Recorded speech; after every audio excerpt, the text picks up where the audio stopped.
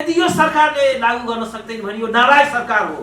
प्रधानमन्त्रीलाई 24 घण्टाभित्र लिखित जवाब सहित चाहिँ के छैन उपस्थित हुनु, स्वास्थ्य मन्त्रीलाई 24 घण्टाभित्र सर्वोच्च अदालतमा उपस्थित हुनु, यदि हुँदैन भने चाहिँ के छैन गिरफ्तार गरेर चाहिँ के छैन सर्वोच्च अदालतमा उपस्थित गराउनु भनेर आदेश जारी गर्नु। प्रधानमन्त्री र स्वास्थ्य मन्त्रीको नाममा तत्काल चाहिँ अवहेलनाको प्रक्रिया अगाडि बढाउनुपर्छ र 24 घण्टाभित्र यदि प्रधानमन्त्री र स्वास्थ्य मन्त्री चाहिँ इन पर्सन स्वयं उपस्थित यदि हुँदैनन् भने गिरफ्तारीको वारेन्ट जारी गरिन्छ। कि कोरोनाको परीक्षणमा त्यसको उपचारमा शुल्क नलिनु र यो आदेश भनेको खाली सरकारी अस्पतालहरूका लागि मात्र होइन, यो आदेश निजी अस्पतालहरूका लागि पनि हो। तर किन आज सरकारले यो संविधानलाई धज्जी उडाउँदैछ? संविधानको धारा 35(1) ले स्पष्ट रूपमा भनेको छ कि हरेक नागरिकलाई आधारभूत स्वास्थ्य सेवा चाहिँ निःशुल्क रूपमा प्राप्त गर्ने अधिकार छ। यसलाई नोट गर्नुस्, धारा 35(1) स्पष्ट रूपमा यो संविधानले स्वास्थ्यलाई एउटा मौलिक हकको रूपमा प्रत्याभूत गरेको छ, ग्यारेन्टी गरेको छ। मौलिक हकको रूपमा ग्यारेन्टी गरिसकेपछि राज्यको यो कर्तव्य हो, ड्युटी हो कि त्यसलाई फ्री अफ कस्ट चाहिँ के छ उपलब्ध गराउनु र संविधानले नै निःशुल्क भनेर बोलिसकेको छ। र अर्को कुरामा के भन्न चाहन्छु भने संविधानलाई कारण गर्नको लागि, जस्तो संविधानको धारा 35 लाई कारण गर्नको लागि जन स्वास्थ्य ऐन यो संसदले 2075 सालमा बनाएको छ। यो पनि तपाईहरु ध्यानमा राख्नुस्। जन स्वास्थ्य ऐन 2075 को दफा 3 मा स्पष्ट रूपमा के भनिएको छ भने खोप लगायतका अनि यो सरुवा रोग लगायतका सबै सेवाहरू चाहिँ के छ भने त्यसको उपचार चाहिँ के छ निःशुल्क हुनेछ। सरुवा रोगको उपचार, खोपको उपचार र अरु पनि त्यहाँ धेरै कुराहरू छन्। तर अहिले यहाँ आकर्षित हुने किनभने त्यहाँ आधारभूत स्वास्थ्य सेवा चाहिँ के छ निःशुल्क हुनेछ भनेर जनस्वास्थ्य ऐनको दफा 3 ले स्पष्ट रूपमा बोलेको छ। त्यसमा चाहिँ के छ खोप होस् या चाहिँ महामारी होस्, त्यसको परीक्षण होस्, त्यसको उपचार होस्, परीक्षण र उपचार दुईटै भनेको छ। र आधारभूत सेवामा धेरै कुराहरूलाई चाहिँ यसले परिभाषित गरेको छ। त्यसमा निदानात्मक, प्रतिकारात्मक, पूर्वोत्तर धेरै कुराहरू छन्। यो सबै किसिमको जति पनि आधारभूत स्वास्थ्य सेवा, यो महामारीको उपचार भनेको चाहिँ आधारभूत स्वास्थ्य सेवा हो। संसदले बनाएको कानुन, यही ओलीकै सरकार हुँदाखेरि यही मन्त्री परिषदले पेश गरेको विधेयक हो र त्यसमा उहाँले संविधानलाई कारण गर्नलाई त्यो कानुन बनाउनु भएको छ र त्यो कुरा स्पष्ट रूपमा लेखिएको छ। र अर्को चाहिँ जनस्वास्थ्य ऐनले स्पष्ट रूपमा के बोलेको छ भने कसैलाई पनि उसको स्वास्थ्य सेवाबाट वञ्चित गरिने छैन, कसैलाई पनि उपचार गर्न आएको व्यक्तिलाई कसैले पनि फर्काइने छैन भनेर स्पष्ट रूपमा बोलेको छ। वास्तवमा के छ भने कुनै पनि सभ्य मुलुकमा, लोकतान्त्रिक मुलुकमा संविधान र कानुनमा लेखिसकेपछि सरकारले त्यसलाई एउटा चाहिँ गुड फेथमा त्यसलाई चाहिँ कार्यान्वयन गर्छ। तर त्यति नभएर सरकारले कार्यान्वयन गरेन। कतिवटा रिट पर्यो, एउटा दुईटा रिटमा त म आफै निवेदक छु, 5वटा रिट पर्यो, कमसेकम 2-3टामा म आफै निवेदक छु र सबै रिटहरूमा मैले बहस गरेको छु। र त्यसमा सर्वोच्च अदालतले क्लियरली के बोलेको छ भने संविधानको बारेमा के भन्यो भने कि संविधान भनेको यो चाहिँ फुर्सदमा पढ्ने दस्तावेज होइन।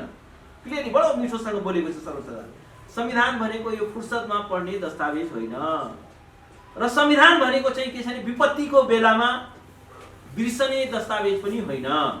विपत्ति आएपछि बिर्सी दिने धारा 35, महामारी आएपछि बिर्सी दिने र फुर्सद भएपछि त्यसलाई चाहिँ गीता पाठ गरे जस्तो गर्ने। त्यसकारण यो संविधान भनेको त्यसमा पनि मौलिक हक भनेको कुनै पनि संविधानको मुटु र आत्मा हो। This is the heart and soul of the constitution. स्टेटको बेसिक अब्लिगेसन हो, राज्यको आधारभूत कर्तव्य हो त्यसलाई लागू गर्ने। यदि यो सरकारले लागू गर्न सक्दैन भने यो नालायक सरकार हो र केपी शर्मा ओलीले तत्काल राजीनामा दिनुपर्छ। उनले सर्वोच्च अदालतको आदेशको अवज्ञा गर्ने, संविधानको अवज्ञा गर्ने र यसमा चाहे स्वास्थ्य मन्त्री हुन् चाहे केपी शर्मा ओली प्रधानमन्त्री हुन्, उनीहरूले एउटा शपथ खाएका छन्, संविधानको कार्यान्वयन गर्छु, रक्षा गर्छु भनेर शपथ खाएको छ। आफूले शपथ खाएको संविधानलाई उल्लङ्घन गर्ने अधिकार छैन। यो त ब्रिच अफ ट्रस्ट हो, यो त राष्ट्रसँग गरिएको गम्भीर धोखाधडी हो र यस्तो धोखाधडी गर्ने अधिकार चाहिँ सत्तामा बसेकाहरूलाई छैन। त्यसकारण के छ भने म सर्वोच्च अदालतको आदेश मान्दिनँ, म कानुन गर्न सक्दिनँ, म संविधानलाई कानुन गर्न सक्दिनँ, म कानुनलाई कानुन गर्न सक्दिनँ भन्ने सरकारले एक सेकेन्ड पनि सत्तामा बस्ने अधिकार छैन। इमिडिएट केपी शर्मा ओलीले सत्ता छोड्नुपर्छ, कुर्सी छोड्नुपर्छ। अर्को आउँछ नि, अर्को सक्षम मान्छे आउँछ नि, काबिल मान्छे आउँछ। तर स्वास्थ्य मन्त्री र प्रधानमन्त्री यो दुईटैलाई अब सत्तामा बस्ने अधिकार छैन इमिडिएट। र अब जनतालाई उनको आदेश मान्नुपर्ने कुनै पनि दरकार छैन। र एउटा कुरामा फेरि निवेदन गर्न चाहन्छु, अघि पनि मित्रले भन्नुभयो केपी ओलीको स्वास्थ्य उपचारमा अर्बौं रुपैयाँ राज्यको खर्च भएको छ। एकचोटि चाहिँ सिङ्गापुर जाँदा 10औं करोड रुपियाँ खर्च भएको छ। यहाँ चाहिँ के छ भने उपचार गर्दाखेरि 10-15 करोड एकचोटिमा खर्च भएको छ। एकचोटि मृगौला फ्याँक्दाखेरि चाहिँ के छ भने 50 करोड खर्च भएको छ। तर आज चाहिँ नागरिकहरूको चाहिँ के छ भने उपचार नहुने र उहाँको मात्रै उपचार हुने, प्रधानमन्त्रीको उपचार खर्च सबै राज्यले बेहोर्नु पर्छ भनेर कुन कानुनले भनेको छ? कुनै कानुनले भनेको छ कि प्रधानमन्त्रीको चाहिँ के छ भने सबै उपचार खर्च राज्यले बेहोर्नेछ भनेर कहीँ भनेको छ? कहीँ पनि भनेको छैन। र उहाँको उपचारमा चाहिँ के छ भने अर्बौं रुपैयाँ चाहिँ के छ भने खर्च गरिएको छ। जनस्वास्थ्य ऐनले महामारीको उपचारलाई निःशुल्क भनेको छ, अरू कुनै किसिमको उपचारलाई चाहिँ निःशुल्क भनेको छैन। यो पनि हामीले बुझ्नु जरुरी छ। प्रधानमन्त्री हुँदैमा चाहिँ के छ भने उसको उपचार खर्च राज्यले बेहोर्नु पर्ने भन्ने कुनै कानुन छैन। र उहाँको आफ्नो उपचारका लागि झन्डै अरब रुपियाँ खर्च गरिएको छ। उहाँ चाहिँ के छ भने एउटा बिस्तरामा बसेर, बेडमा बसेर उहाँ चाहिँ राज्य सञ्चालन गर्दै हुनुहुन्छ। र एउटा कुरा म नागरिकहरूलाई आह्वान गर्न चाहन्छु, यस्तो सरकार आज चाहिँ के छ भने यो त लज्जा बस जब चाहिँ के छ भने यो मिडियामा यो सबै कुरा आयो, पर्दाफास भयो, अनि बल्ल उहाँहरूले चाहिँ के हो भने यो दशैं भत्ता फिर्ता गर्ने निर्णय गर्नुभएको छ। र यो दौरानमा, लकडाउनको दौरानमा एउटा पनि भेन्टिलेटर राज्यले किनेको छैन, तर 5 अरबको चाहिँ गाडी झिकाएको छ। गाडीको मर्मत र नयाँ गाडी, लग्जरियस गाडीहरू किन्नको लागि 5 अरब रुपियाँ राज्यले छुट्याएको छ र 5 अरब रुपियाँ खर्च गरेको छ। भेन्टिलेटरमा चाहिँ 1 रुपियाँ पनि खर्च नगर्ने र सारा पीसीआर किट्सहरू सबै नकली, सबै चाहिँ पीसीआर मेसिनहरू सबै नकली कमसल खालको चाहिँ के छ भने स्वास्थ्य सामग्रीहरू खरिद गरियो र स्वास्थ्य सामग्रीको खरिदमा अर्बौं रुपैयाँ भ्रष्टाचार गरियो। त्यो 10 अरब रुपैयाँ त धेरै अगाडिको 4 महिना अगाडिको कुरा हो। अहिले त 50 अरब रुपियाँ पुर्याउनु भयो होला उहाँले। 50 अरब रुपैयाँ चाहिँ खर्च गर्ने, तर कसको उपचार गर्नुभयो? सर्वोच्च अदालतले, म आफै निवेदन थिएँ, बोलेको थियो क्वारेन्टाइनमा बसेकाहरूको सबैको पीसीआर टेस्ट गर, सबैको चाहिँ उपचार गर। तर उहाँहरूले क्वारेन्टाइनमा बसेका व्यक्तिहरू कसैको पनि चेकअप नगरेर उहाँले कम्युनिटीमा पठाउनु भयो। र आज ती सबै मान्छेहरू कम्युनिटीमा पुगेपछि आज चाहिँ कोरोनाको नेपालमा कम्युनिटी ट्रान्समिसन भयो। र वास्तवमा के छ भने यो नेपालमा कोरोनाको संक्रमण कम्युनिटी स्तरमा पुग्ने कुरामा चाहिँ यो सरकार जिम्मेवार छ, यो सरकारको भ्रष्टाचार जिम्मेवार छ, सरकारको असक्षमता जिम्मेवार छ। किनभने कोरोना भनेको नेपालमा जन्मिएको कुरा होइन, यो बाहिरबाट आएको हो। र यो सरकारको भ्रष्टाचारले गर्दाखेरि समयमा चाहिँ के छ भने एउटा गुणस्तरीय किट्सहरू मगाएर सबैको चाहिँ उपचार गरेको भए, सबैलाई चाहिँ क्वारेन्टाइनको प्रपर म्यानेजमेन्ट गरेको भए अहिले चाहिँ के छ भने यो कम्युनिटी आज चाहिँ हामी सबै नागरिकहरू चाहिँ के छ भने जोखिममा छौँ। आज राष्ट्र जोखिममा छ, आज राष्ट्र खतरामा छ, हरेक नागरिकको जीवन खतरामा छ। यो संविधानले भनेको छ कि जीवनको अधिकार चाहिँ के छ भने आधारभूत अधिकार हो। यो सरकारले नागरिकको जीवनको अधिकारको अपहरण गरिरहेको छ। आज हजार नागरिकहरू आज चाहिँ लाखौं भन्दा बढी संक्रमितहरू भइसके, तिनीहरू सबैको चाहिँ के छ भने जीवन जोखिममा छ, उनीहरू सबैको जीवन खतरामा छ। र यो सरकारले के गर्दैछ? सरकारले भन्दैछ तिमीहरूको उपचारमा गर्दिन। र आज सरकारमा बसेका व्यक्तिहरू आज उनीहरूको लग्जरियस लाइफ बिताउँदैछन्। उनीहरूले चाहिँ उनीहरूको खर्चमा कुनै कटौती भएको छैन। त्यसकारण म के भन्छु भने अब हामी नागरिकहरूले सोच्ने बेला आएको छ। यस्तो भ्रष्ट सरकारको भ्रष्टाचारको लागि हामीले किन कर्तियौं? यस्तो सरकारको जो भ्रष्ट छ त्यसको असक्षमताको लागि, त्यसको लग्जरीको, त्यसको विलासिताको लागि, त्यसको गाडी किन्नको लागि, त्यसको बङ्गला किन्नको लागि, त्यसको कार्पेट किन्नको लागि आज चाहिँ के छ भने एउटा उलानचुक गोलामा बस्ने नागरिकले किन कर तिर्ने, किन चाहिँ के छ भने एउटा गरिबीको रेखा मुनि रहेका व्यक्तिले किन कर तिर्ने, तपाईँ हामीले किन कर तिर्ने। त्यसकारण म त के भन्छु भने यो समय हो जब हामी सबैले भद्र अवज्ञा आन्दोलन सुरु गरौँ र के निर्णय गरौँ भने अब हामी कसैले पनि कर तिर्ने छैनौँ। यदि सङ्कटको बेलामा यो राज्यले हाम्रो जिम्मा लिँदैन, हामी नागरिकहरूको जिम्मा लिँदैन, संविधानको कारण गर्दैन र यो चाहिँ सर्वोच्च अदालतको आदेशको पालना गर्दैन भने हामीले यो सरकारको चाहिँ भ्रष्टाचारको लागि, त्यसको असक्षमताको लागि, त्यसको विलासिताको लागि हामीले कर तिर्नुपर्ने के दरकार। त्यसकारण म यही मञ्चबाट म आह्वान गर्छु आम नागरिकहरूले आजैदेखि हामी कर तिर्न बन्द गरौँ। किनभने हामीले भ्रष्टाचारको लागि कर तिर्ने होइन, हामीले चाहिँ यिनीहरूको असक्षमताको लागि, यिनीहरूको विलासिताको लागि किन कर तिर्न चाहिँ बन्द गरौँ। त्यो चाहिँ म चाहिँ आह्वान गर्न चाहन्छु यो सरकार सबै नागरिकहरूसँग। हामीले नागरिकहरूले गर्ने चाहिँ भद्र अवज्ञा आन्दोलन हो। हामीसँग AK-47 लिएर हामी जान सक्दैनौँ। हामीले भनेको चाहिँ भद्र अवज्ञा हो, हामीले भनेको चाहिँ अहिंसक आन्दोलन हो, हामीले भनेको मौन असहमति हो। मौन असहमति भनेको यिनीहरूको भ्रष्टाचारको चाहिँ जुन पाइपलाइन छ, हामी नागरिकहरूको जुन पैसा छ त्यो पैसा किन यिनीहरूलाई दिने, किन कर तिर्ने। पहिलो कुरामा चाहिँ के छ भने कर नतिरौँ भनेर एउटा आह्वान गर्छु। र अर्को कुरा म के भन्छु भने अहिले अब दसैँको बेला छ, सर्वोच्च अदालत चाहिँ के छ भने बन्द भएको छ। संसारमा कहीँ पनि यति लामो समयसम्म दसैँको बिदा भनेर 15 दिन चाहिँ के छ भने अदालत चाहिँ के छ भने बन्द गर्ने चलन हुँदैन। मैले त आज सुन्दैछु कि अदालत चाहिँ के छ भने बन्दी प्रशिक्षणको लागि खुला राखिएको थियो, तर मेरो आज एउटा मुद्दामा चाहिँ तारिख लिन जाँदाखेरि होइन, अब यसले त दसैँपछि मात्रै आउनु भनेर पठाइदियो। भनेपछि अदालतले पनि न्यायको ढोका बन्द गर्न मिल्दैन र म प्रधान न्यायाधीशजीलाई म आग्रह गर्न चाहन्छु, म आह्वान गर्न चाहन्छु कि उहाँले के गर्नु पर्यो भने सर्वोच्च अदालतले जुन आफ्नो आदेश जारी गरेको छ निःशुल्क उपचार गर। सर्वोच्च अदालतको काम खालि आदेश गर्ने मात्र होइन, त्यो आफ्नो आदेशको चाहिँ कारण भयो कि भएन त्यसको चाहिँ के छ भने जवाबदेहिता पनि सर्वोच्च अदालतको हुन्छ।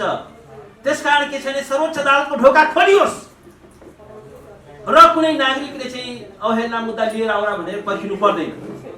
यो चाहिँ सो मोतो भन्छ, सो मोतो कग्निजेन्स। प्रधान न्यायाधीशले आफैले चाहिँ के छ भने प्रधानमन्त्रीलाई 24 घण्टाभित्र लिखित जवाब सहित चाहिँ के छ भने उपस्थित हुनु, स्वास्थ्य मन्त्रीलाई 24 घण्टाभित्र सर्वोच्च अदालतमा उपस्थित हुनु, यदि हुँदैन भने चाहिँ के छ भने गिरफ्तार गरेर चाहिँ के छ भने सर्वोच्च अदालतमा उपस्थित गराउनु भनेर आदेश जारी गर्नु।